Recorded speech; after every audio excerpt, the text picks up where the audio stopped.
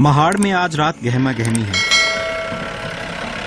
आधी रात से पहले महाराष्ट्र के इस गांव के पास कुछ वॉलंटियर एक भैंस की लाश का इंतजार कर रहे हैं। ये है अगली सुबह के लिए गिद्धों का भोजन। सुबह हम यहाँ पर 3 से 4 झुंड देख चुके हैं। 40 से 80 गिद्ध आते हैं एक झुंड में। इस समय 40 से 60 गिद्ध अपना भोजन कर रहे हैं।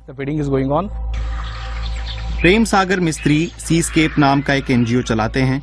अपनी टीम के साथ वो इस इलाके में गिद्धों की छोटी सी आबादी का ध्यान रखते हैं। इन परिंदों को ऐसा ही खाना चाहिए। 1980 के दशक में भारत में 4 करोड़ से ज्यादा गिद्ध थे, लेकिन 1990 के दशक के मध्य में अचानक नाटकीय गिरावट आ गई। 2017 में उनकी संख्या महज 19,000 थी। इस गिरावट के लिए जिम्मेदार थी डिक्लोफिनेक। मवेशियों में सूजन के इलाज के लिए ये दवा इस्तेमाल होती है। मरी हुई गायों को खाने वाले गिद्धों के लिए ये दवा घातक साबित हुई।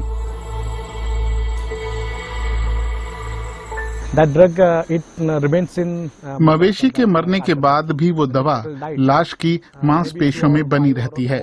गिद्ध जब उन्हें खाते हैं तो डिक्लोफिनेक उनके पेट में चली जाती है। उनके जोड़ों और पंजों में गठिया हो जाता है, पेट फूलने लगता है, गुर्दे खराब हो जाते हैं, परिंदे गश खाकर गिर जाते हैं।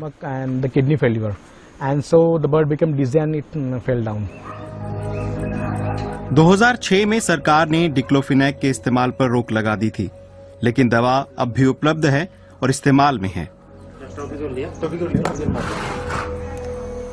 समस्या एक और भी है। जंगलों के कटने से गिद्धों की कुदरती रिहाइश का बड़ा नुकसान हुआ है। इससे चौतरफा असर पड़ा है, ये कहना है नाथुराम महादिक का, जो पड़ोसी गांव के सरपंच रहे हैं।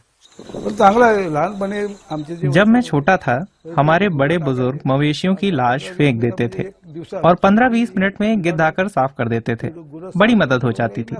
उस समय यहाँ ऊंचे ऊंचे पेड़ थे और गिद्ध उनमें घोंसले बना लेते थे, लेकिन आज तो ऐसे पेड़ बहुत ही कम बचे हैं। गिद्धों को ऊंचे लंबे पेड़ चाहिए, छोटे पेड़ों पर वे घोंसले नहीं बनाते। जवळपास लहान झाडावरती घरटी कधीच करत नाही, त्यांना उंच झाडे लागतात। कुदरती जंगल के पट्टे काजू, आम, टीक और साल जैसे पेड़ों के लिए साफ कर दिए गए। इसके चलते किसानों और गिद्धों के बीच टकराव बढ़ गया है। नारियल की ही फसल को लीजिए। गिद्ध इन ऊंचे पेड़ों पर अपना घोंसला बनाना पसंद करते हैं। किसान अगर उन्हें ना हटाएं तो उनकी रोजी रोटी खतरे में पड़ेगी। अगर हटाएं तो गिद्धों के बच्चे मर सकते हैं। ये मुर्दाखोर इकोसिस्टम के लिए बहुत अहम है। उनकी घटती संख्या का मतलब है मरे हुए जानवरों का सड़ना। वे बैक्टीरिया के ठिकाने और बीमारी का जरिया बनते हैं, इसलिए लोग अब लाशों को दफनाने लगे हैं। लेकिन इससे गिद्धों का खाना भी छिन गया है।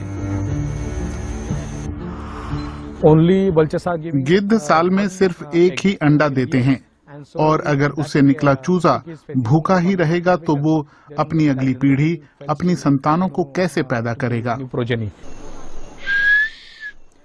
प्रेम सागर मिस्त्री और 40 स्वयंसेवियों की उनकी टीम करीब 2 दशक से महाराष्ट्र में गिद्धों पर रिसर्च कर रही है।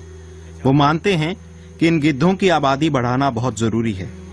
उन्होंने गिद्ध रेस्तरां अभियान शुरू किया है। उनकी टीम अलग अलग ठिकानों पर परिंदों के लिए खाना रख देती है। स्थानीय गांव वालों का साथ काफी काम आया है। उनकी मदद से एनजीओ को इलाके में मवेशियों की लाशों का पता चल जाता है। टीम लाश इकट्ठा करने पहुंच जाती है। उन्होंने हमें सब कुछ साफ साफ समझा दिया था। इस प्रोजेक्ट का हम पर या हमारी जमीन पर कोई गलत असर नहीं पड़ता है, तो मदद करने में हमें खुशी होती है। आखिरकार ये सार्वजनिक संपत्ति है, सरकारी जमीन है, और अगर प्रोजेक्ट से गिद्धों को फायदा होता है तो अच्छा है ना। बचाव केंद्र भी बनाए गए हैं, जहां घायल गिद्धों और घोंसलों से गिर गए उनके बच्चों का उपचार किया जाता है। ये टीम उनका ख्याल रखती है।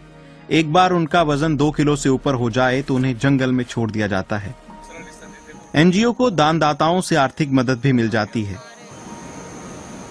कुछ मदद स्कूली बच्चों के दौरों से होती है। कुछ बच्चे तो वॉलेंटियर भी बन जाते हैं, जैसे 13 साल की सारा। गिद्ध जीवन में बहुत जरूरी हैं, क्योंकि वो हमारे आसपास की सफाई करते हैं और वो दुर्लभ होते जा रहे हैं। 1999 में सिर्फ 20 गिद्ध इस इलाके में हुआ करते थे और अब इस टीम की कोशिशों की बदौलत उनकी संख्या 350 हो गई है।